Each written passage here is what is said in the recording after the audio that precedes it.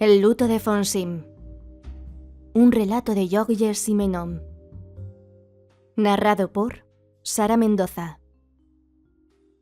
Pero antes de comenzar, recordaros que mi primer libro, Por cada centímetro de piel que me sobra, está a la venta. Os dejo los enlaces de compra en la cajita de descripción de este vídeo. Dicho esto, comenzamos. Eran incontables las veces que ellas habían ido ante el juez de paz en Pusache, casi tan fácilmente como otros van a la feria los jueves. Lo mismo se querellaba la una como la otra.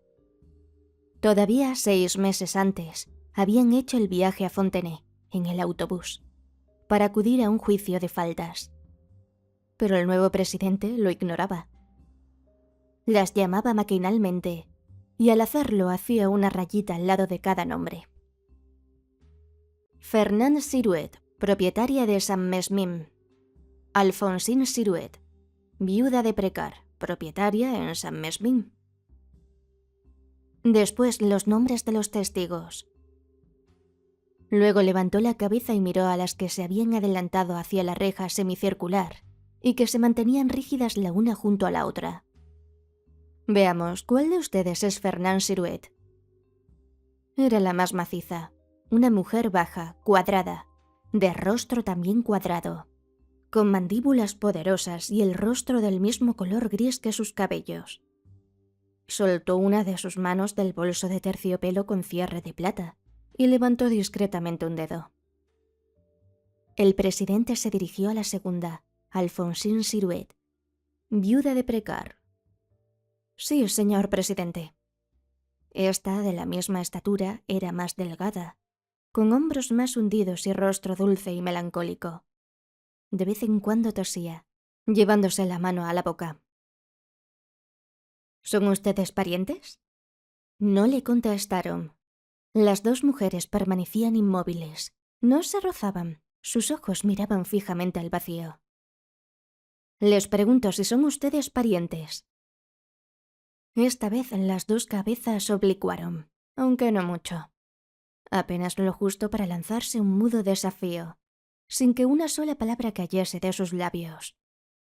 Fue el abogado de Fernande, la demandante, quien, cojeando, acudió en ayuda del presidente. Son hermanas, señor presidente. Una y otra, ostentosamente vestidas de mañana, había abandonado la misma casa de Saint-Mesmin y se había dirigido al autobús estacionado en la plaza de la iglesia. O más bien, cada una de ellas había salido de su casa, porque el inmueble, desde hacía años, estaba dividido en dos. Cada una de las dos hermanas tenía su puerta y sus 3 ventanas de la fachada. Cada una de ellas había caminado por su acera. Cada una de ellas se había reunido en la plaza con sus 2 testigos endomingados, quienes de golpe habían cesado de conocerse. Quien las hubiera visto, quien las hubiera observado en el autobús durante el viaje, se hubiera preguntado sin duda qué vertiginoso abismo, qué vacío incoloro y helado separaba a aquellas 2 mujeres envejecidas, cuyas miradas no se cruzaron ni una sola vez. Alphonsine Siruet, permanezca en su sitio. En cuanto a la demandante y a los testigos, el procurador, que era desde hacía años picapleitos de Fernande, hizo de maestro de ceremonias y colocó a los actores de acuerdo con los ritos. Está usted acusada de haber arrojado, el 1 de enero, una olla a Fernande Siruet, su vecina, y lo que yo ignoraba, su hermana. Alphonsine, a quien se había llamado siempre Fonsim, sacudió dolorosamente la cabeza en señal de negativa. Su jardín y el de su hermana, puesto que hermana hay, lo que, entre paréntesis, hace su acción mucho más incomprensible. Los 2 jardines, repito, están separados por una tapia medianera de una altura de 2,10 metros. Intervino el abogado de Fonsim para ayudar al presidente, que hacía rayitas en su dossier. Y aquella cifra debía de tener la mayor importancia porque la subrayó con malicia. 2,10 metros, o sea, la olla ha alcanzado a la demandante en la cabeza, ocasionándole una herida contusa en el cuero cabelludo. El abogado sonreía y representaba en su banco una pequeña comedia que debía de resultar divertida para los raros iniciados. ¿Reconoce usted los hechos? No, señor presidente. Perdón, creo que en la declaración ha confesado usted que... Yo arrojé la cacerola, porque era una cacerola vieja, agujereada como un colador, y no una olla.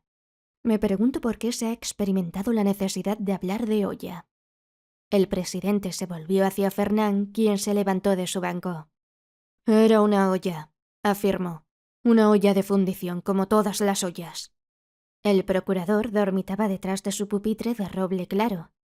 Los asesores escuchaban distraídamente, dejando vagar sus miradas por encima de las casi 60 personas amontonadas detrás de la barandilla, y que en su mayor parte esperaban el turno de comparecencia.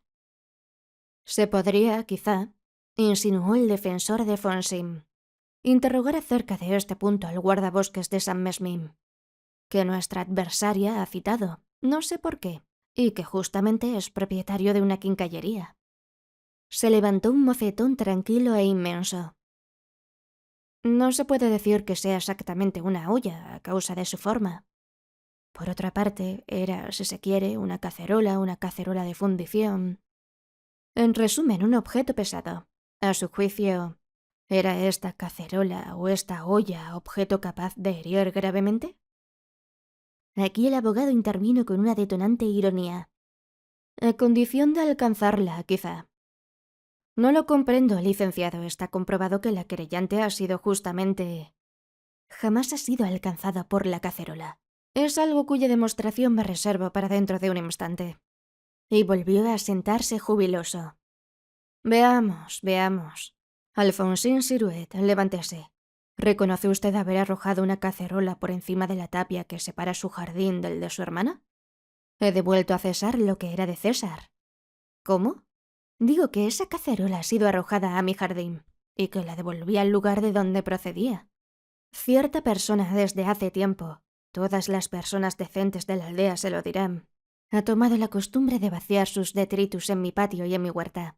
Era pues justo... En resumen, ¿pretende usted haber ignorado la presencia de su hermana detrás de la tapia?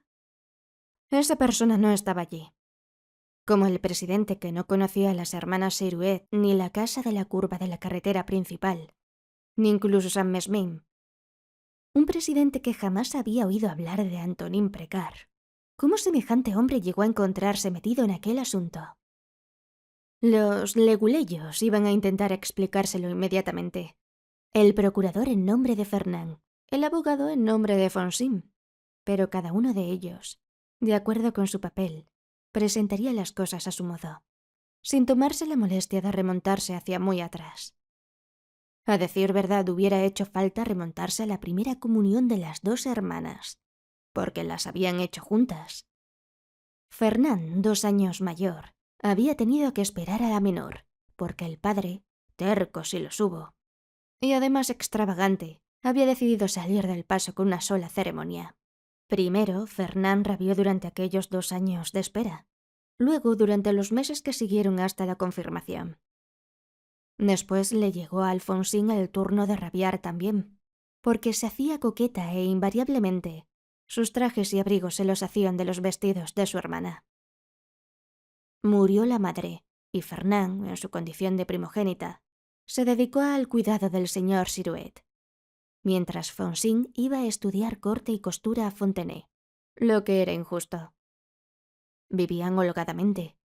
El viejo Siruet era un acaudalado ganadero, muy aficionado al vino blanco y a la buena comida. Jamás había imaginado que sus 2 hijas pudieran casarse, porque desde el momento en que él había quedado viudo, una al menos le hacía falta para llevarla a casa. Aquello era el evangelio. En cuanto a saber a cuál de las 2 le correspondía cuidarlo, como no tenía preferencias, se reía de la cuestión. Que se arreglasen entre ellas. Ahora bien, ellas no se entendían en absoluto. Siempre le corresponde a la mayor casarse la primera, por lo tanto, soy yo quien... Perdón, al morir la madre es siempre la mayor la que toma su lugar en la casa, y la que se queda en ella. En consecuencia, soy yo la que... Ni una ni otra se casaban, por la sencilla razón de que a nadie se le ocurría pedirlas en matrimonio. La mayor tenía 30 años, la menor 28, cuando nombraron en San Mesmín un nuevo maestro.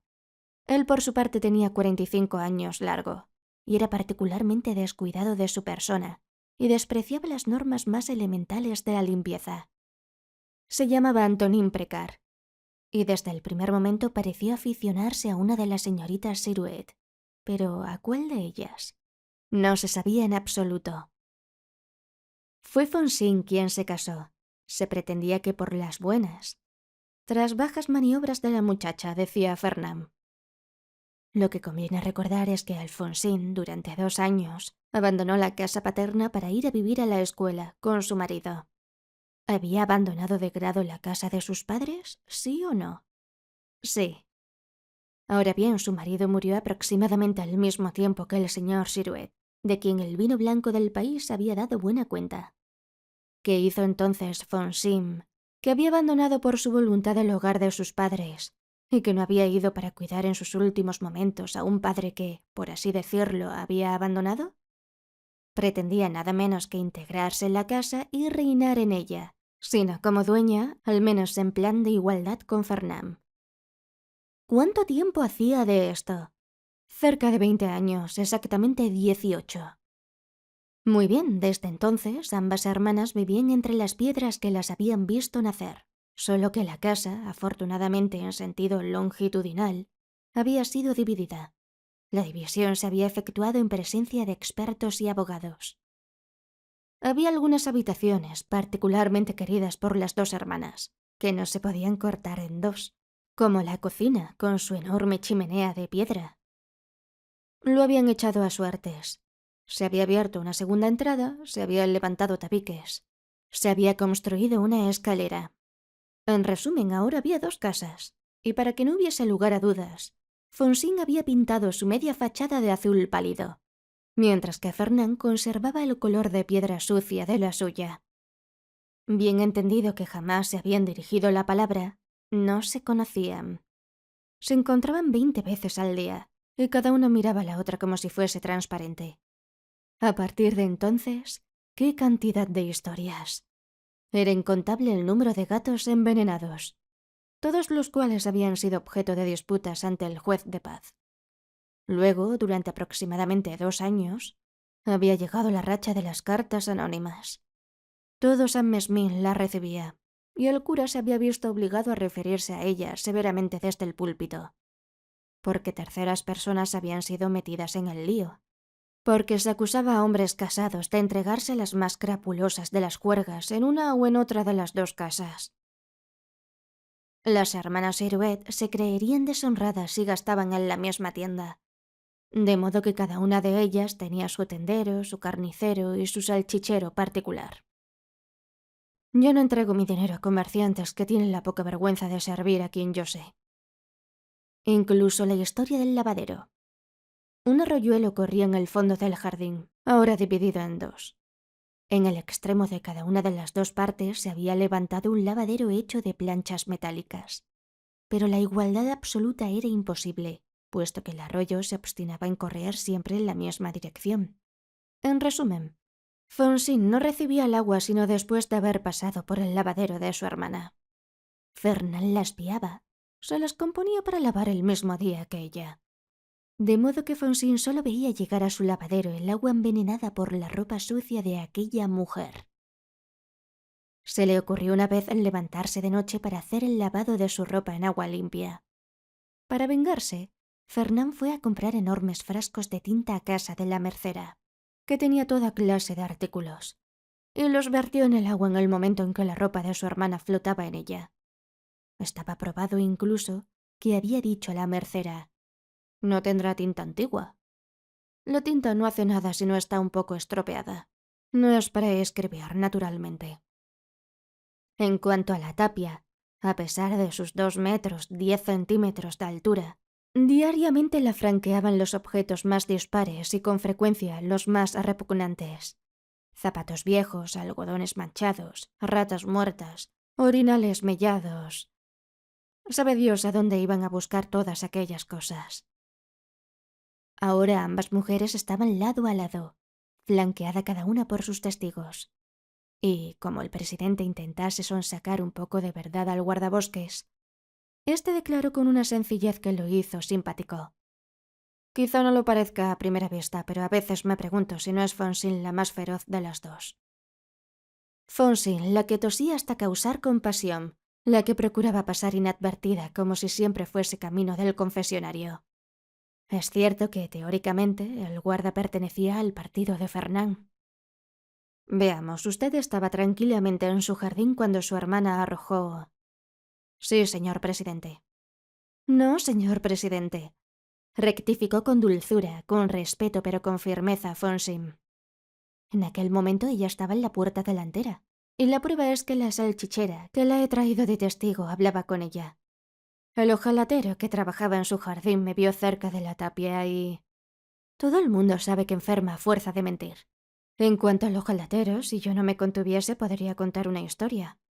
Que interrogó primero a la mujer del guardia y se verá perfectamente que... Se notaba que la mujer del guarda estaba en un apuro.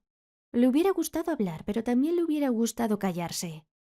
¿Qué sabe usted del asunto? ¿Cómo saber lo que se dice saber? Yo no sé nada, señor presidente.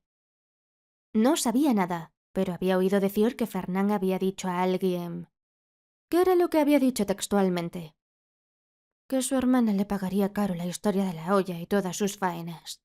Y que ella ahora tenía un pretexto excelente. ¿Qué pretexto? No lo sé. ¿Dijo eso después del lanzamiento de la cacerola? Eran las 5 de la tarde. Entonces después, puesto que la cacerola fue arrojada hacia las 4. Fue lo que ella dijo. ¿Estaba herida Fernand Siruet en aquel momento? Silencio. ¿No sabe usted si estaba herida? No se veía. En resumen, según algunos testigos, Fernand Siruet no había sido alcanzada en modo alguno por la olla o la cacerola, pero rumiando su cólera, agarrando la ocasión por los pelos, había entrado en su casa y se había herido ella misma con el fin de llevar a su hermana ante el juez. No tiene más que preguntar al médico, está aquí. Solo que el médico estaba más embarazado que los demás, porque si las hermanas Siruet tenían cada una de ellas su tendero y su salchichero, no tenían más remedio que acudir al mismo facultativo. Usted examinó a Fernand Siruet cuando estaba herida. ¿Puede usted decirnos si...? El médico lo ignoraba en absoluto. La herida podía haber sido causada por la cacerola, pero también podría haber sido hecha con la ayuda de un instrumento cualquiera. Por ejemplo, un martillo o por un tropezón contra la ariesta de la tapia. ¿Cómo? ¿Había podido la querellante herirse a sí misma de aquel modo? Materialmente no era imposible. Todo era posible. ¿Doloroso? Un poco, sí, bastante.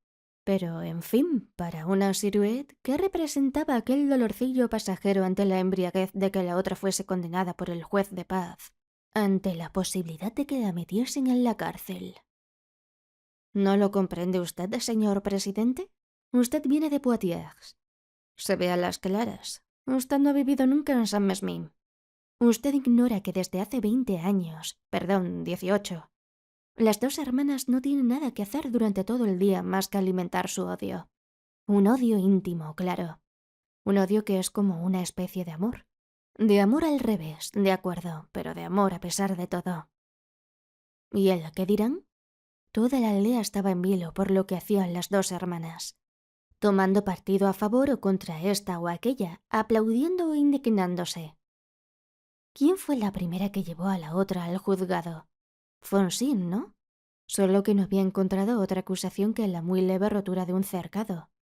Había hablado también, aunque con cierta vaguedad, sin aportar pruebas, de robo de puerros y de conejos muertos uno tras otro en su madriguera, porque les había dado de esa mala hierba que hincha el vientre. Su predecesor, señor presidente, ha absuelto a Fernand con el ingenuo pretexto de una reconciliación, porque tampoco él sabía nada, y Fernand, absuelta tras una amonestación más o menos paternal, lo recibió como la más cruel de las injurias. Ya ve usted, hubiera preferido ser condenada. Oh, hija mía, ¿tú quieres juzgado? Pues cuando se presente la ocasión ya lo tendrás con creces. La ocasión era la olla, que quizá no pasase de cacerola, aunque era lo bastante pesada para producir una herida en el cuero cabelludo, incluso sin haber alcanzado a nadie. ¿Qué es lo que dice? ¿No estará confundido? Usted se embarulla para terminar cuanto antes. puesto que lo esperan otros. Habla deprisa después de haberse inclinado profesionalmente hacia sus asesores. 500 francos de multa y los costes. ¿Y se cree usted que con esto asunto concluido? Concluyó, en efecto, pero no gracias al magistrado de Fontenay, ni quizá tampoco por culpa del médico, quien poco tiempo después fue en la misma semana 6 veces seguidas a la casa. Fonsine, que no estaba bien del pecho, murió de una neumonía unos días antes de la Pascua. Su hermana hizo como que no se enteraba. Algunas vecinas fueron a velarla. Su abogado se ocupó del entierro. Fernand no se dejó ver por allí y aprovechó el momento en que el cortejo se formaba para baldear el umbral de su puerta con gran cantidad de agua. Era el mejor medio de decir con toda claridad: «Al fin me he librado de ti». Los ojos secos, bordeados apenas de rojo, pero hacía ya algún tiempo que tenía el borde de los párpados un poco irritados.